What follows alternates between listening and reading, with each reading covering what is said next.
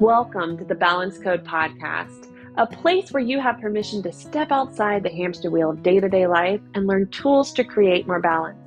My name is Katie Russler. I'm a licensed therapist and burnout and hidden grief specialist. I support ambitious, goal-driven people who are ready to get off the one-way train to burnout and start to enjoy life to the fullest. Oh, and by the way, I'm an American living in Germany who's still learning the language, mom of 3 and an entrepreneur. Living my balance code is what keeps me able to work in incredible ways without burning out. Welcome back to the podcast. Today I have Rachel Gregory, and we're going to be discussing her burnout journey, going through health issues and sort of a crisis with what do I do with myself now from the career world to potentially entrepreneurship, how she's turned things around, and the way that she's starting to help others understand money and their relationship to it. So, Rachel, thank you so much for being here. I can't wait for us to dive in, but first, can you share a little bit about yourself and your background, where you are, and all of that? Sure. But thank you for also having me. It's been great to be here. So take you back. So I guess my journey starts with following what was told was like the way to do life, which was, do well at school, go to university, get a good job, you're set. So that's what I did. I followed the path. I was quite a quick learner at school. So I did well at school. I enjoyed school. So that was, tick. And I then ended up being the first one of my family to go to university. So that was a big achievement. It was like, yay, amazing, got to university, landed the great job. And then at a certain point, I was like, I'm exhausted. This is killing me. What the hell am I doing? Fast forward to 2011, I find myself on an MRI scanner in Harley Street in London, having my brain and my spine scanned, with the neurologist believing I had MS, and I was 35. Wow. Gosh, Rachel, what was that like to, the world is your oyster and you're like, hey, I'm going to have this career path. And then it's like, now I'm an MRI machine. Like, yeah. Well, fortunately, he didn't tell me until I went to get the results that that's what he was testing for. Oh, wow. And I was completely naive to that's what they were testing for. I think had I known, I think I might have been slightly freaked doing the testing. But fortunately, I didn't know until he said, well, I'm pleased to tell you haven't got MS. And I was like, but then my brain had to catch up, right? I was like, what? Right. So yes, that was a really big shock because I just didn't expect hey, I'm suffering with this fatigue. I'm exhausted all the time. I'm dealing with all of these other weird things that are happening. And I hadn't connected the dots that it was a potential. Yeah. What were some of the weird things that were happening? Because a lot of the listeners are not listening to their bodies, are not taking the time to go like, oh, my push deep and, dig deeper. You've got this. Yeah. Mentality is actually physically hurting me. And physically, my body is starting to whisper and maybe cry out. And then, to the level you had it. And I can completely relate. So I was probably disconnected from here down, head down, right? We were all in the head and we weren't connected to our body. It's amazing when you ask people what's your body feeling, and they're like, what do you mean, right? And I was that person, completely disassociated with how my body was reacting. So the weird and wonderful things it was doing was I would trip over things, random things. I would just trip over. I would put a glass down on the side. I would misjudge the side. It would hit the floor. Mm-hmm. I never was a to-do list person. Everything was in my brain. And I would be having a conversation and I'd forget words mid-sentence. Yeah. And I was like, I honestly thought I was going insane. I was like, this is not normal. What is going on? And then I'd have again, really body-wise, I was getting numbness in my limbs. So my arms and my legs would go pins and needles, which is quite common for me anyway. So I didn't worry so much about that to start with, but then I noticed it was becoming more prevalent, and then numbness. So my legs would just go to sleep. So no wonder the doctor's like, okay, we're going to test you for MS, but we're not going to tell you. And then you're like, okay, relief, even though I didn't know that was something to stress about. I don't have MS. But what was the next step then? What was it that you needed to do? The next step in the medical world was to give me a Parkinson's drug. Wow. Which I was like, the Parkinson's drug's been proven to help with fatigue. Here you go. And I'm somebody that doesn't, even though my mother is a children's nurse all her career, I'm not somebody that takes tablets. So I didn't really want to start taking a Parkinson's drug. So I was like, what else you got? Yeah. But that was his answer. It's like, this is what we've got for you. And then sent me back to my doctor. I went back to the doctor. She said, I hear you've like declined to take the drug. And I was like, yeah. And she was like, well, I now need you to fill in this questionnaire. Again, me being completely naive, like a highly educated woman, but completely naive to the situation she was in. Filled in this questionnaire, which I then found was a depression questionnaire, which I then failed also. So then she wanted to give me antidepressants. Of course, that was the next thing on the list to offer me, right? Which I also didn't want because again, it was another drug. So I was like, what else you got? Yeah. The answer at that point was the only other thing we used to offer was CBT, but that's no longer available. So bye. Wow. And all this time you're still working, right? Or did all you this time I'm still working? Yeah. So that was the funny part is I then, not so long after that, I went into my annual review, my performance review at work. And I'd only shared with one person at work what had been going on. I somehow managed to do things in a way that they didn't realize. Like, so the company I worked for, every time we did sales meeting, which was 4 times a year, we were meant to do a 5K run. And we were meant to, it's a team activity, do the 5K run and then do the presentations for the week. And I was like, if I do the 5K run, I'm not going to be able to present 9 times this week. So I had to find a way to not do the 5K run. So I was doing lots of different things. Like, as I say, I was finding a different way to get to work. I was doing like everything in my power to make my life work when it wasn't really working. So yeah, I went to my performance review and my first question to my manager was, before we do any of this, can you just confirm that I've not dropped any balls this year? You're pretty happy with what I've done. Oh man, like, just tell me I'm okay. Just tell me I'm okay. So yeah, so that's what that was my first question. He was like, yeah, why? Like, he was obviously very confused at this point with this question. And I was like, okay, I've got something to tell you. Yeah. And so that's when you drop the bomb of like, hey, I've got health issues. Yeah. Hey, I've actually been dealing with this for the last, however many months. Yeah. Wow. So he was really great about it, to be honest. He was a bit like, why the hell did you not share with me? Like, why didn't you tell? But like, I guess my concern at the time was it was going to be seen as like stress and not coping. That you were strong enough, basically. And the negative was not, I didn't feel like the negative like rhetoric that would go and communication that would go around that would be the communication I wanted to be sharing. So I chose to keep it to myself. So he's like, you're good, you're doing great. And you're like, really? Because I feel like I'm falling apart. Yeah, just right now my body is not working. My brain's not working either. So this is really not a good outcome here. So when did you go, enough's enough? I can't do this. Even though I'm performing, even though at work things are fine. When did you go, I just can't do this anymore? So I was already there. I literally started having, like, every morning I'd wake up, go through a morning routine of like, you get up, you get dressed, you clean your teeth, all the things, right? But in the mirror in the morning when I was cleaning my teeth, I literally looked at myself in the mirror and I was literally my words out my mouth were, there's got to be more to life than this. And by the time I said that too many mornings in a row, I was like, this is not what life is going to be like at 35. This really isn't it.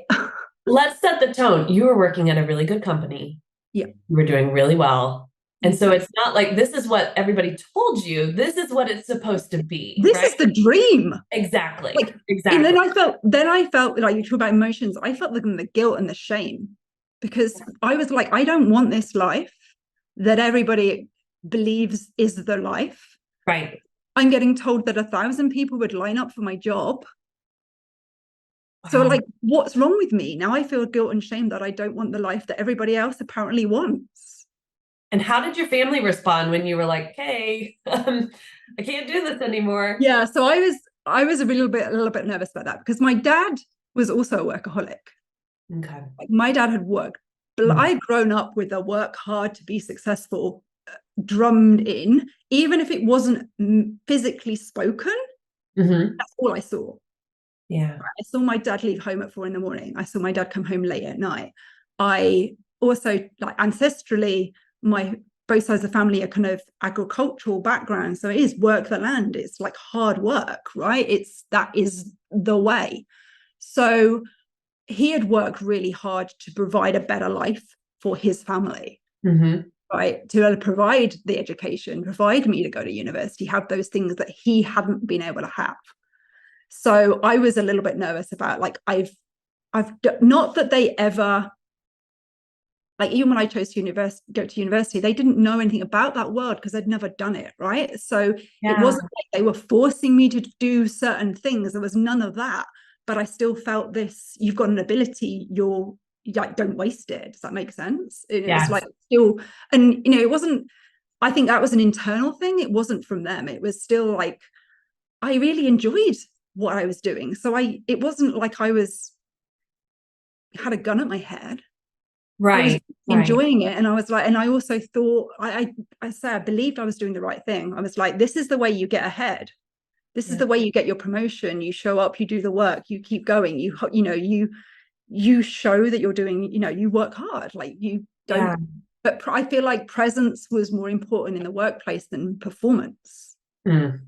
So, when I worked in Europe, I'd be there till the cleaners would be coming in late in the evening. Yeah. And I'd be still at my desk. Wow. You'd walk out at like slightly normal time and somebody would shout half day. Oh, wow. Oh my gosh. So when I had the conversation, I remember having the conversation with my dad, and I was like, okay, I'm thinking about doing this. What are you like? I'm a bit concerned that, like, hey, in my opinion, it's sacrificed a lot of his life to provide my life. And now I was like, I don't want it anymore. And like, bless my dad, like I've had, sometimes our relationship can be challenging because we're quite similar.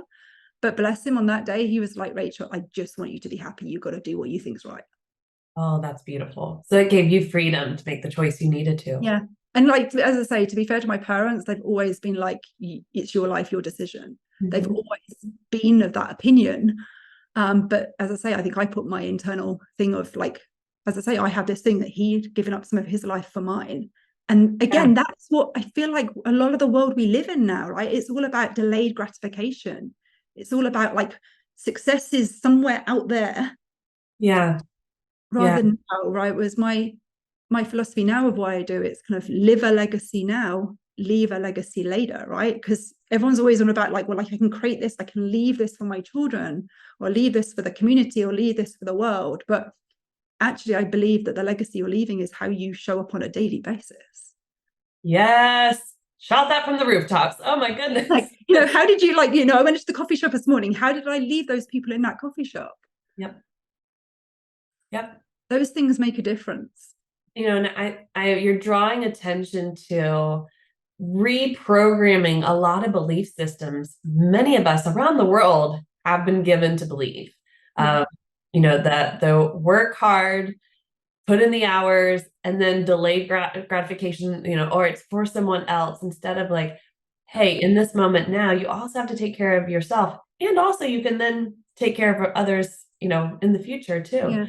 Yeah. The badge of honor of busyness. Like, I wore that with pride. Yeah. Like, if anybody would say, how you doing? I'd be like, I'm busy. That was my standard. So much on my plate. I'm busy. Like, do you know how important I am? Yes, right? Like, I'm so wanted and needed. I was in the office until late last night, and it's like our ability to see, like, authority figures, like, as the ones who put in all that work. But more and more, we're learning that these are people that later on share the mental health issues, the physical health issues, the burnout, and how it impacted their relationships. And you go, is that really what I want? Right? Like, and that was what I was modeling. Yeah. Right. That's what we got to consider. Like, who are we wanting? Like, who are we modeling, and for who? Like, there's more ways to be successful than this. But this is, like, it is, even in entrepreneurialism, I now realize it still shows up there. So even though I was like, I can't do this anymore in the employed world, I then moved into entrepreneurialism, and because I guess it was still my default way of being, suddenly started to realize I was going down the same slippery path. And I was like, whoa. Yeah. I really, really, really have the choice on this. Like, if I'm now in control of my working hours, why am I still defaulting back into that? Right? Like, I'm building a business that actually creates passive income, but I'm telling everybody I'm busy. Like that, like I'm never going to create passive income if it's still hard. Right, exactly. I find that so funny when you go from, working at a company or a business to working for yourself. There's this mindset of what it's going to be like and all the freedoms, and I get to choose. But actually, those belief systems choose for you.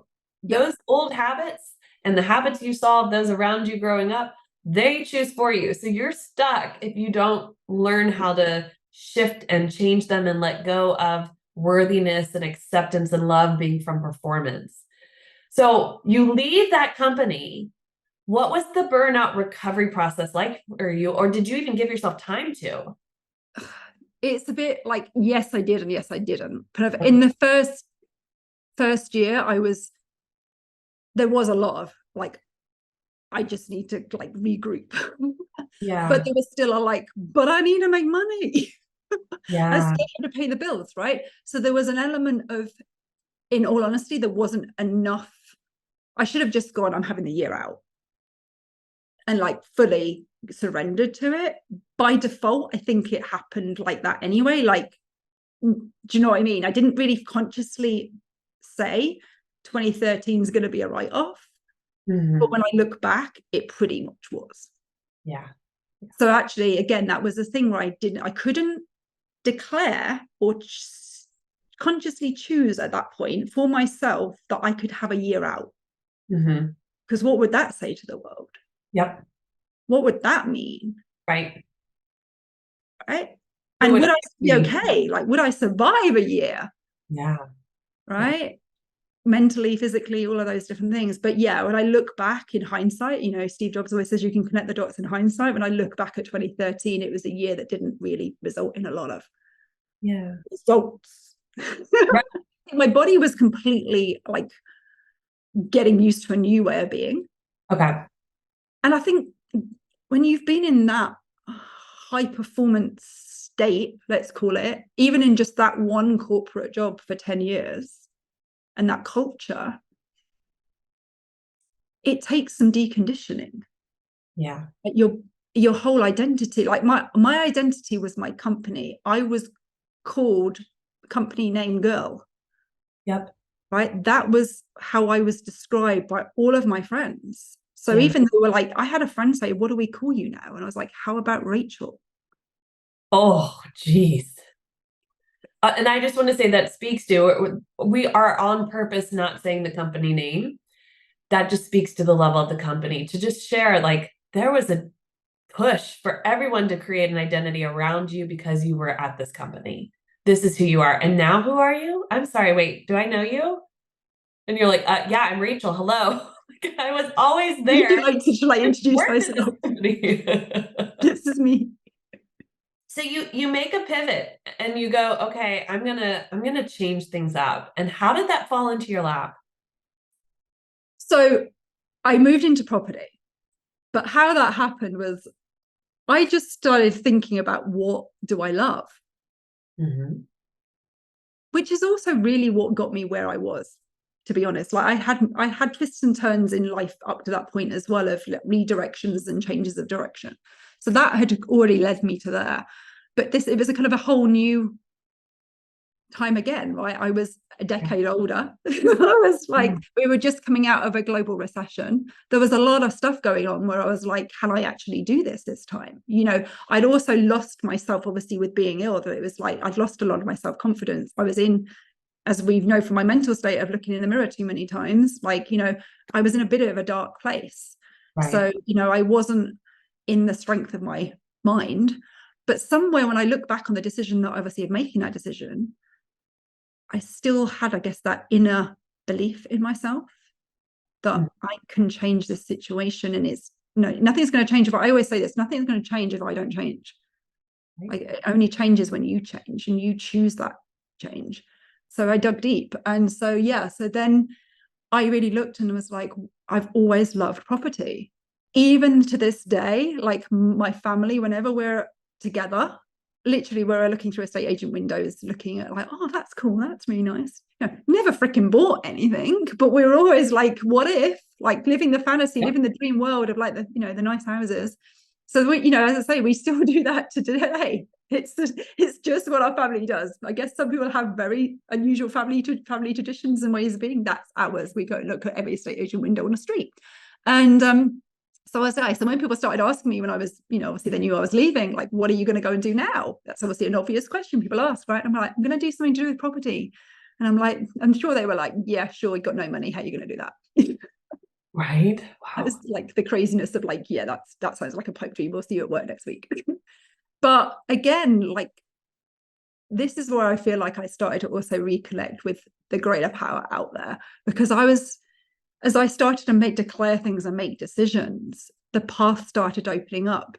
So again, I'd literally just gone to Regent Street, a lawyer's on Regent Street in central London, and got rid of my non-complete course. I've been to the lawyer's office, signed a piece of paper to say I was now free to go and apply for whatever job in the world I wanted, which I clearly didn't do. But I then left there, went to the nearest tube station, got on the Victoria line to go north back to my home, and there was the London Evening Standard, which is a newspaper, lay on the ground. And I randomly picked it up, and it opened up, and this advert on the paper was like, how to make money from property. It's like, okay, there's a 2-hour seminar. And it was in a hotel literally around the corner from where I worked. And the only reason I knew that hotel actually existed was because of me having to change my route to get to work because I was fatigued. I was now walking past this hotel as my new route. Wow. So, and my boss had also kind of dropped into the conversation like, hey, look, if you need to go and speak to recruiters while you're still working out your time here, like, you know, just go, you know, don't ask permission, you just need to go. So I basically said I was going to see a recruiter and went to this 2-hour seminar. Kind of recruiting you, but teaching you a new skill, right? Yeah, exactly. So that training led to another training, which led to another training. And I guess the rest is history. Then I just kept following the breadcrumbs and having a lot of self-trust in myself of this was my new path. And it just kept, you know, unfolding.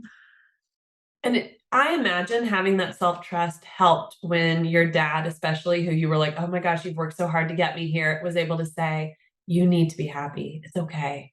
And so you had that permission from him. Often we don't even really need the permission from our parents or whomever it is, but in the back of our mind, we still do. And once we receive that or finally give it to ourselves, we follow the breadcrumbs. Yeah.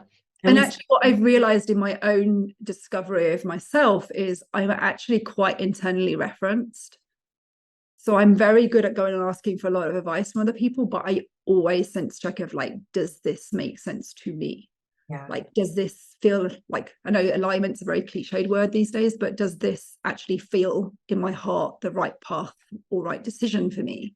That's also been like a great learning for myself of like, you know, sometimes you can get a lot of opinions from other people and it's like, that's great. That's your opinions and beliefs and other stuff showing up, but truly it's like, what is right for me?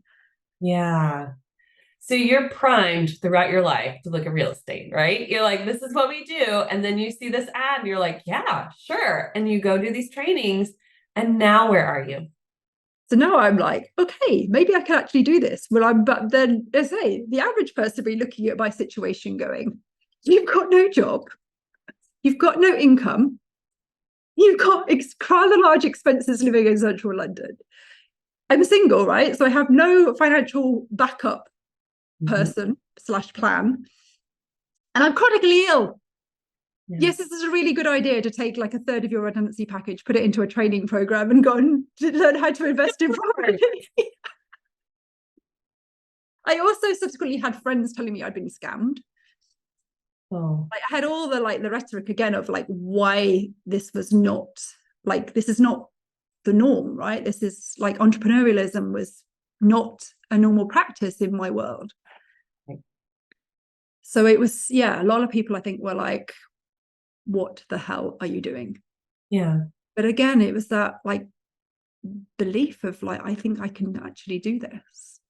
Oh, I imagine that part of your burnout recovery process was learning a new skill that was, you know, not the old stuff, not the mundane, not the 9 to 5, this is what I was, or 9 to 10, this is what I was normally doing, right?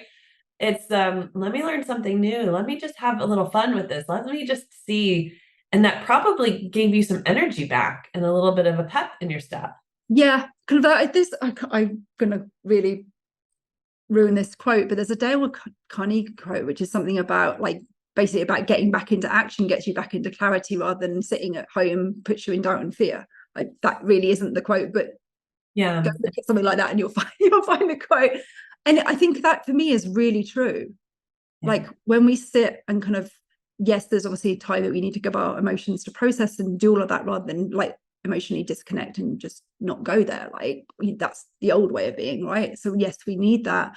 But at the same point, I feel the momentum forward also helps us glean the clarity and the direction of the path unfolding in front of us. So for me, yeah, like learning that as a whole new thing. Weirdly, obviously, what you don't realize again at the time is you have a lot of skill sets from all the things you've done previously that actually can just be transferred into a very different industry.